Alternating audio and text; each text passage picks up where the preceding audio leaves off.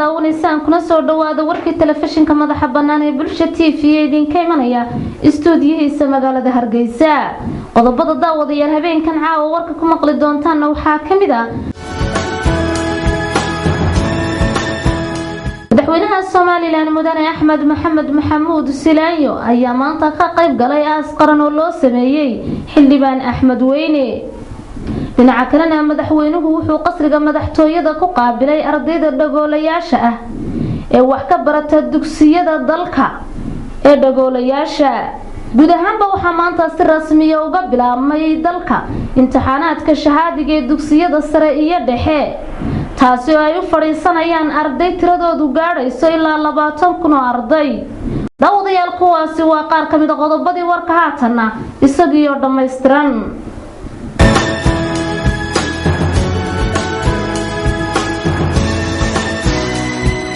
madaxweynaha Soomaaliland Mudane Axmed Maxamed Maxamuud Silaayo ayaa maanta ka qayb galay aas qaran oo loo sameeyay xildhibaan Axmed Weyne oo maanta lagu aasay xabaalaha xeedha ee magaalada Hargeysa. waxaanu madaxweynuhu tacsi u diray ehelkii qaraabadii iyo shacabka reer Soomaaliland uu ka baxay xildhibaanku. madaxweynaha jamhuuriyadda Soomaaliland Mudane Axmed Maxamed Maxamuud Silaayo waxa uu maanta ka qayb galay aas qaran oo loo sameeyay Allah u naxariistay xildhibaan Axmed Ibraahim Daahir Axmed Weyne oo ku geeriyooday habeennimadii xalay ahayd magaalada Hargeysa. madaxweynaha Soomaaliland xubno ka tirsan golaha wasiirada, mudanayaasha golayaasha baarlamaanka iyo waliba agaasim siyaasiyiin, salaadiin, waxgarad iyo dhalinyaro aad u tiro badan ayaa guud ahaanba waxay oo ka qayb galay aaska loo sameeyay marxuum xildhibaan Axmed Weyne. waxa ay Ilaahay uga baryeen inuu naxariistii janno ka waraabiyo. ugu horeyntii madaxweynaha Soomaaliland Mudane Axmed Maxamed Maxamuud Silaayo ayaa waxa uu tacsi u dirayaa ehelkii qaraabadii, asxaabtii iyo waliba mudanayaasha baarlamaanka iyo qaranka Soomaaliland ee uu ka baxay xildhibaan Axmed Ibraahim Daahir Axmed Weyne.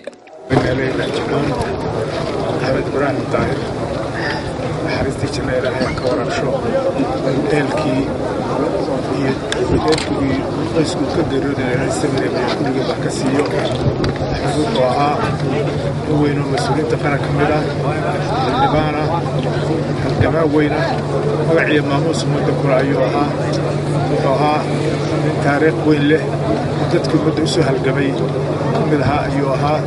waxaan leenahay geeridu waa xaq, ilaahay naxariista janno ka waraabsho. dhinaca kalena gudoomiyaha wakiilada Soomaaliland ahna gudoomiyaha xisbiga wadani Mudane Cabdiraxmaan Ciro ayaa isna waxa uu tacsi u diray ehelkii iyo waliba qaraabadii uu ka baxay xildhibaan Axmed Ibraahim Daahir Axmed Weyne, iyo sidoo kalena waxa uu uga tacsiyadeeyay shacabka reer Soomaaliland geerida naxdinta leh oo ku timi xildhibaan Axmed Weyne. waxaan halkan tacsi u dirayaa qaran أحمد حلبان أحمد الطاهر وكمدها مدنياشا قولها وكيلنا. أحمد وكمدها قضياشا برلمانكا وكمدها الجمياشي سوماليلاند، وهو من مقعي ماموس من كل سوماليلاند. waxaan jecelahay halka tacsiideeyo marka ugu horeysa xaaskiisii iyo carruurtiisii, eheladiisii iyo qaraabadiisii, dhammaan baarlamaanka Soomaaliland iyo qaranka Soomaaliland. xaaji Cabdiwaraabe oo ka mid ah mudanayaasha golaha guurtiga Soomaaliland ayaa isna dhinaciisa waxa uu tacsi u diray ehelkii iyo qaraabadii uu u diray ka Soomaaliland iyo waliba qaraabadii uu ka baxay xildhibaan Axmed Ibraahim Daahir Axmed Weyne. sidoo kalena mudanayaal ka kala tirsan labada gole qaran, siyaasiyiin iyo xubno wasiira ayaa iyaguna dhinacooda waxay tacsi u direen xildhibaan Axmed Ibraahim Daahir, waxayna si isku mid ah uga sheekeeyeen taariikhda mugale ee uu xildhibaan Axmed Ibraahim Daahir xildhibaan Axmed Weyne oo ka soo qaatay dhisida qarannimada jamhuuriyadda Soomaaliland iyo waliba halgankii hubaysnaa ee lagu hantiyay qaranka Soomaaliland. allaha u naxariistay xildhibaan axmed ibraahim daahir xildhibaan axmed weyne ayaa waxa uu ka mid ahaa mujaahidiintii ugu waaweynayd ururkii SNM islamarkaasna waxa uu ahaa raggii ugu horreeyay ee dhidibada u taagay ururkii dhaqdhaqaaqa Soomaaliyeed ee SNM. xildhibaan axmed weyne waxa uu waqtigan uu ka mid ahaa mudanayaasha golaha wakiilada Somaliland ee la soo doortay sanadkii 2005. xildhibaan axmed weyne ayaa waxa uu xalay ku geeriyooday xaafadiisa magaalada Hargeysa isla markaasina waxa saaka lagu aasay xabaalaha xidho ee magaalada Hargeysa. inna lillahi wa inna ilayhi raaji'uun. dhinaca kalena madaxweynaha Somaliland waxa uu maanta qasriga madaxtooyada ku qaabilay ardayda dhagoolayaasha ee wax ka barata dugsiyada dhagoolayaasha ee wadanka oo dhan. faafahinta warkana waxa inoo hayay Cali Mahdi Jibriil. madaxweynaha jamhuuriyadda Somaliland mudane Axmed Maxamed Siilaanyo ayaa maanta qasriga madaxtooyada ku qaabilay ardayda dhagoolayaasha ee wax ka barata dugsiyada dhagoolayda ee magaalooyinka Hargeysa, Burco, Boorame iyo waliba Gabiley. munaasabadan oo ahayd mid si weyn loo soo agaasimay oo kana qabsoontay qasriga madaxtooyada Somaliland ayaa waxa ka soo qayb galay madaxweynaha iyo madaxweyne ku-xigeenka Somaliland, wasiirada madaxtooyada, waxbarashada iyo maaliyadda iyo waliba maamulka iyo macallimiinta dugsiyada dhagoolayaasha dalka qaarkooda. agaasimayaal mudanayaal ka kala socday golayaasha baarlamaanka, ururka naafada Somaliland iyo marti sharaf kale. ugu horeyntii waxa madashaasi hadallo kala duwan ka soo jeediyay maamulayaasha dugsiyada dhagoolayaasha gobolada Awdal, Togdheer, Maroodi Jeex iyo Gabiley oo madaxweynaha uga xog waramay xaaladda dugsiyada dhagoolayaasha, marxaladihii ay soo mareen iyo baahiyahooda kala duwan. runtii waxaa maanta taariikhda gelaysa madaxweynihii koowaad Somaliland intay aasaasantay dadka dhagoolayaasha ah ama baahida gaarka ah qaba la kulma ee ku guuleystay inuu yahay madaxweynaha jamhuuriyadda Somaliland mudane Axmed Maxamed Maxamuud Siilaanyo. dugsiga waxaa la aasaasay 2006 waxaana aasaasay 2 macallin oo ka mid ah macallimiinta u dhalatay Somaliland. markii duruufta ay xamili waayeen ayaa mid ka mid tahriib oo ka tegay ilaa haddana wuxuu ku maqayay taariibkii, laakiin weli kama quusan guddidu markay ogaatay inay baadigoobkiisa dib u soo celintiisu dalka u faa'iideeyay dib u soo celisay. mudane madaxweyne iskuulka dhagoolayaasha asalkiisiiba waxaan bilownay taariikhdu markay ahayd 1997 baan aasaasnay. ilaa intaana waxaan ku soo dhex jirnay dadka dhagadaha naafaha ka ah oo intooda badan awoodayada aanu saaraynay annagoo og duruufta dalka jirta. bixinay oo ka mid yihiin inaan wax barnay 20 macallin oo aan oran karno maanta iskuulka Hargeysa waxbay ka dhigaan, iskuulka Burco waxbay ka dhigaan, iskuulada kala jiraan waxbay ka dhigaan. waxa kale oo aanu tababarnay waalidiin ka kooban 60 waalid oo sidii ay afkan u baran lahaayeen oo caruurtooda ula hadli lahaayeen oo iskula xiriiri lahaayeen ayaan isagana sameynay. sidoo kalena waxay maamulka iyo macallimiinta dugsiyada dhagoolayaashu mahadnaq ballaadhan u soo jeediyeen madaxweynaha Somaliland iyo wasiirada waxbarashada iyo madaxtooyada Marwe Samsam Cabdi Aadan iyo Xirsi Cali Xaaji Xasan oo ay sheegeen inay isgarab taageen dugsiyadooda gacanna ka geysteen horumarka ballaadhan ee ka muuqda. wasiirka wasaaradda waxbarashada Somaliland Marwe Samsam Cabdi Aadan oo munaasabadaasi ka hadashay ayaa sheegtay inay tahay markii ugu horeysay ee ardayda aan laxaadkoodu dhammaystirnayn ka qayb galaan imtixaanaadka shahaadiga ah ee Somaliland isla markaasina barbar istaagi doonaan ardayda dhagoolayaasha. madaxweynaha Somaliland mudane Axmed Maxamed Siilaanyo oo hadallo kooban munaasabadaasi ka jeediyay ayaa ka warramay sida ay xukuumaddiisu ugu hanweyntahay inay garab istaagaan ardayda dhagoolayaasha isla markaasina waxa uu ballan qaaday inay heli doonaan aqoonta iyo adeegyada qaran ee ay xaq u leeyihiin isla markaasina ay ula siman yihiin ardayda kale ee laxaadka qabta. madaxweyne Siilaanyo waxa uu kula dardaarmay inay waxbarashadooda sii wataan ay ka xukuumad ahaanna baahiyahooda xallin doonaan inta karaanka xukuumadda ah. aad muhiim u ah waxbarashada ahmed way kale bulshada Somaliland kamid dhalinyarada quruxda badan ee halkaa fadhida iyo inta ka baqay la midaba aad iyo aad baan u salaamayaa.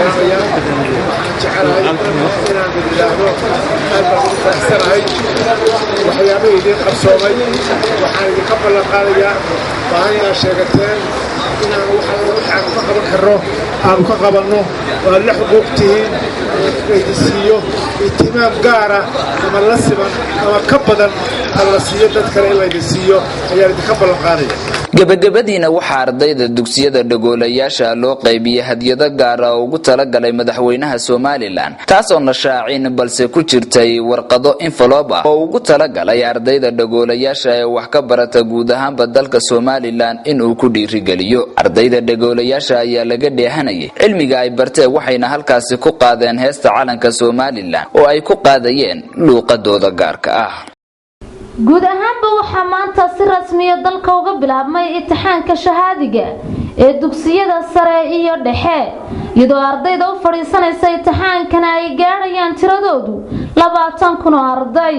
guud ahaanba waxaa maanta dalka si rasmi ah uga bilowday imtixaanka shahaadiga ah ee fasalada afraad ee dugsiyada sare iyo fasalada sideedaad ee dugsiyada dhexe ee Somaliland. gudoomiyaha guddida imtixaanaadka qaranka Somaliland Daawud Axmed Farax oo dhawaan warbaahinta la hadlayay ayaa sheegay in 7,297 arday oo dugsiyada sare ay u fadhiisan doonaan imtixaanka shahaadiga ah ee maanta bilowday. sidoo kale 12,122 arday oo fasalada sideedaad ah ay iyaguna imtixaanka u fadhiisan doonaan. dhinaca kale wasiirka wasaaradda waxbarashada iyo tacliinta sare ee Somaliland Marwo Samsam Cabdi Aadan ayaa iyaduna geesteeda sheegtay in sanadkan ay imtixaanka u fadhiisan doonaan arday ay tiradoodu gaadhayso 20,000 oo arday oo isugu jira dugsiyada sare iyo dugsiyada dhexe ee Somaliland. wasiir Samsam Cabdi Aadan wasiirka waxbarashada iyo tacliinta sare ee Somaliland waxay sheegtay in sanadkan ay saaxadda imtixaanka ku cusub yihiin ardayda gobolada Sool, Salel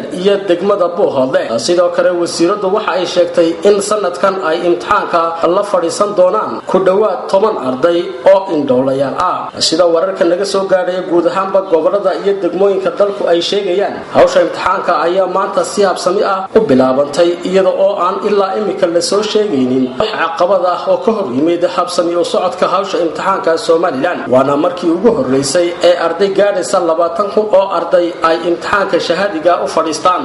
xaflad ballaaran oo lagu sagootinayay ardayda dhamaysatay culuumta kala duwan ee maxadka Sidam College ayaa xaflad loogu qabtay hotel Crown ee magaalada Hargeysa.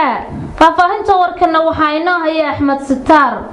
xaflad si weyn loo soo agaasimay ayaa maanta lagu qabtay hotel Crown ee magaalada Hargeysa. xafladan oo ay ka qalin jabineen in ka badan 400 oo arday oo dhameystay mixnada kala duwan ee saxaafadda, xisaabaadka, Ingiriiska, ganacsiga iyo engineering communication ayaa waxa munaasabadan ka soo qayb galay gudoomiyaha xusbiga mucaaridka Engineer Faysal Cali Waraabe, wasiirka wasaaradda warbaahinta Boobo Yuusuf Ducaale, gudoomiyaha ururka Odaxa Marwo Faadmo Saciid, agaasimaha waxbarashada dadban Muuse Maxamed Shide iyo Maxamed Cali Waji oo ka socday wasaaradda warbaahinta, waalidiin ardayda wax ka dhigata maxadka Sidam iyo marti sharaf kale. waxa uu halkaasi ka hadlay kana warmay maraaxilkii kala duwanaa oo soo maray Sidam College, maamulaha Sidam College Master Mukhtaar, waxaana hadaladiisa kamid ah sida tan. waxa maanta ardaydu halkan ay u fadhina ee qaran jabinaysa ay tiradoodu ka kooban tahay 403 arday. waxa iyaduna arrin aad loogu farxaa iyadoo in badan la hadal hayn jiray in xagga waxbarashada hablaha lagaga badan yahay, laakiin maanta waxaan idin sheegayaa ardayda qaran jabinaysa halkan fadhida inay habluhu badan yihiin.